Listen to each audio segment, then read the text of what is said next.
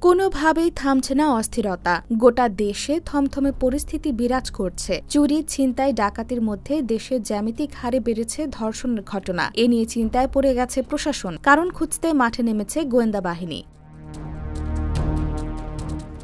Police সদর দপ্তর থেকে ছাত্রলীগের নেতাকর্মীদের পূর্ণ নাম ও পরিচয়, জাতীয় পরিচয়পত্র নম্বর, পাসপোর্ট নম্বর, রাজনৈতিক পরিচয় ও সংগঠনের অবস্থান, অতীত ও বর্তমান কার্যক্রমের বিবরণ, জিডি বা মামলা থাকলে তার তথ্য জরুরি ভিত্তিতে দিতে বলা হয়েছে।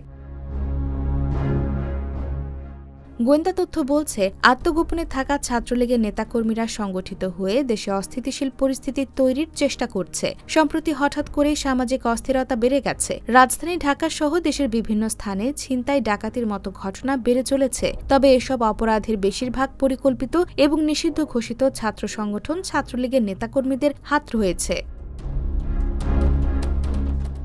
পুলিশের পক্ষ থেকে বলা হচ্ছে, নিষিদ্ধ ঘোষিত ছাত্রলীগের নেতাকর্মীরা দেশের আইনশৃঙ্খলা পরিস্থিতির অবনতি ঘটানোর অপচেষ্টা চালাচ্ছে। তাদের হাতে অবৈধ অস্ত্র ছাড়াও কালো টাকাও আছে। শুধু ছাত্রলীগই নয়, হিজবুত তাহরির, সশস্ত্র সর্বহারা পার্টি সহ নিষিদ্ধ ঘোষিত অন্যান্য দল এবং সংগঠনের বিষয়েও খোঁজখবর নিচ্ছেন আইন প্রয়োগকারী সংস্থার সদস্যরা। এসব তথ্য তুলে ধরে একটি প্রতিবেদন প্রকাশ করেছে দৈনিক যুগান্তর।